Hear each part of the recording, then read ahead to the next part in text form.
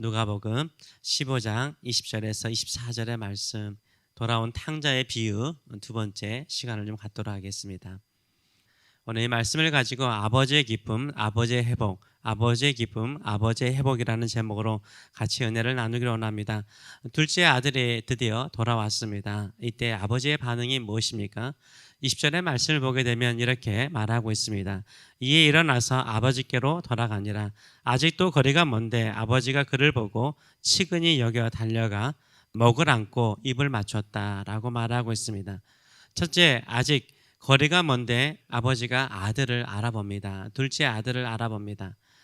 분명히 거의 거짓골로 예전에 아들의 모습을 찾아볼 수 없었을 것입니다. 신발도 없고 옷도 헤이지고 먹지 못했기 때문에 뼈만 남은 정도로 빼빼 마른 상태였을 것입니다. 외모적으로 알아보기 쉽지 않은 모습이었습니다. 그런데도 불구하고 아버지는 둘째 아들을 알아봅니다. 아주 멀리서도 알아봅니다. 그리워하고 보고 싶으면 외모가 변화해도 알아볼 수 있습니다. 이것이 바로 사랑입니다. 사랑하면 금방 알아볼 수 있는 것이죠. 두 번째로는 측은히 여깁니다.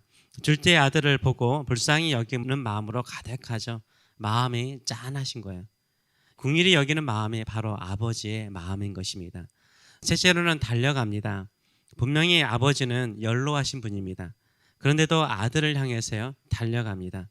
혹시나 창피해서 도망갈까 봐, 아버지가 나를 반기지 않을까 걱정할까 봐 아버지는요 전심전력으로 달려가서 아들을 안습니다. 네 번째로는 아들을 안습니다. 목을 안습니다. 둘째 아들이 들판에서 돼지를 치는 일들을 했습니다. 제대로 씻지도 못하고 더러운 아들, 그럼에도 불구하고 껴안습니다. 껴안는 것을 주저하지 않습니다. 목까지 껴안습니다. 크게 보응합니다. 다섯째로는 입을 맞춥니다. 환영의 입맞춤이죠. 친밀한 입맞춤입니다. 최고의 인사로 아들을 반기는 모습을 보여주고 있습니다. 아버지가 둘째 아들이 돌아오자 얼마나 기뻐하는가 온몸으로 다 표현하고 있는 것을 볼 수가 있습니다. 이런 아버지의 모습을 보면서 둘째 아들은 어떻게 말합니까? 21절의 말씀을 보게 되면 아들이 이르되 아버지, 내가 하늘과 아버지께 죄를 지었사오니 지금부터는 아버지의 아들이라 일컬음을 감당하지 못하겠나이다 라고 말하고 있습니다. 첫째, 자신이 죄인인 것을, 하늘과 아버지에게 죄를 범하였음을 고백하고 있습니다. 아버지 앞에 진심으로 회개하고 있는 모습을 보여주고 있습니다. 둘째로는 아버지의 아들로 불릴 자격이나 가치가 있는 존재가 아니라고 고백을 해요. 이제 아버지의 아들로 여기지 않아도 괜찮습니다. 저를 어제 본 것처럼 품꾼의 한 사람으로 여겨도 괜찮습니다. 저는 그냥 아버지 집에 사는 것 그 자체 하나로 감사할 뿐입니다 라고 말을 하고 있는 것입니다. 죄를 짓고 아버지에게로 돌아온 것 자체가 큰 회개입니다. 또 하나님 아버지 앞에 돌아와서 내가 죄인입니다. 저는 하나님 안에 사는 것, 그 은혜 안에 사는 것, 하나님께서 주시는 그 은혜의 떡 부스러기를 먹고 사는 것으로 감사합니다라고 고백할 때 더욱더 크게 하나님께서 사랑하여 주시는 줄 믿습니다. 이렇게 회개하고 돌아오는 아들의 모습을 보고 아버지는 둘째 아들에게 어떻게 행합니까? 22절과 23절의 말씀을 보게 되면 아버지는 종들에게 이르되 제일 좋은 옷을 내어다가 입히고 손에 가락지를 끼우고 발에 신을 신기라. 그리고 살찐 송아지를 끌어다가 잡으라. 우리가 먹고 즐기자라고 말하고 있습니다. 첫째는 보다시피 외모가 완전히 바뀌었죠. 얼마나 허름한 옷을 입었겠습니까? 그래서 제일 좋은 옷, 집안에서 제일 좋은 옷을 내어서 입히라라고 말하고 있어요. 영어로 보게 되면 quick이라는 단어를 쓰고 있어요. 빨리 해줘라. 빨리 해줘라. 빨리 옷을 벗겨서 새로운 좋은 옷으로 입히라라고 말하고 있어요. 마음도 부끄러운데요. 겉모습도 부끄럽잖아요. 겉모습의 부끄러움까지 아버지께서 살피는 거 보여주고 있어요. 꼭 안아서 마음의 부끄러움을 다 없애버리고요. 옷을 빨리 바꾸어 입혀서요. 어떻게 합니까? 겉모습의 부끄러움까지 다 감싸 안아주는 아버지의 마음을 알 수 있습니다. 둘째로는 손에 가락지를 끼웁니다. 이것은 아들로 받아들인다는 의미를 상징하고 있습니다. 아들로 받아들여요. 자, 아들이 아니라 품꾼의 하나로 아버지가 주시는 떡 한 조각을 먹고도 살겠습니다 라는 마음인데 아들로 받아들여요. 아버지의 품꾼으로 사는 것보다 아들로 다시 회복시켜 주시는 아버지의 모습을 볼 수 있습니다. 셋째로는 살찐 송아지를 잡아서요 잔치를 베풉니다. 최고의 잔치입니다. 타국에서 돼지가 먹는 쥐염 열매조차도 먹을 수가 없었어요. 그런데 아버지의 집에 돌아오니까 어떻습니까? 아버지의 집에 돌아오니까 쥐염 열매가 아니죠. 살찐 송아지를 먹어요. 아버지의 풍성함에 참여하게 되는 것을 볼 수 있습니다. 또 그 잔치에는 풍악과 춤이 있었습니다. 25절 내일 보겠지만 풍악과 춤추는 소리를 첫째 아들이 듣습니다. 그래서 풍성한 음식뿐만 아니라 음악과 춤이 있는 잔치로 아들을 환영하는 아버지의 모습을 볼 수 있습니다. 우리가 회개하고 돌아오면 하나님께서 이렇게 기뻐하십니다. 우리도 하나님의 자녀입니다. 먼 나라로 간 둘째 아들처럼요, 우리가 신앙생활 하다 보면 세상 나라로 갈 때가 참 많습니다. 세상 나라로 도망가고 싶어요. 오직 믿음, 오직 말씀, 오직 기도, 오직 예수, 이렇게 살려고 그러면 가끔 지겨울 때가 있어요. 이렇게 살아도 안 될 것처럼 보이거든요. 그래서 세상 나라로 도망가요. 교회는 오지만 마음은 세상으로 가 있어요. 삶은 또 세상에 파묻혀 있어요. 그래서 세상 속에서 즐거움을 찾으려고 하고요. 세상 속에서 행복을 찾으려고 그러고요. 세상 속에서 만족과 기쁨과 또 세상 사람들로부터 뭔가 위로를 얻고자 합니다. 그래서 세상 속에 살다 보니까 믿음도 잃어버리게 되죠. 기도 생활도 잃어버리게 되고요. 점점 하나님 아버지로부터 멀어져 갈 때가 있습니다. 그러다 보면 건강도 이루어지고 그 다음에 병 들어가기도 하고 있는 것조차 잃어가는 경우를 경험하기도 합니다.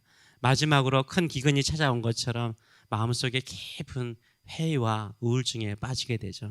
내가 왜 사나? 인생의 메마름, 의미와 가치를 찾지 못하는 메마름 속에 빠질 때가 있습니다.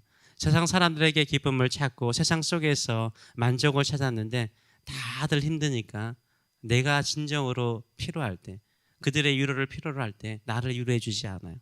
심지어는 집에서 키우는 짐승보다도 못하는 존재로 여김받을 때가 있습니다. 이렇게 살면 안 되겠다.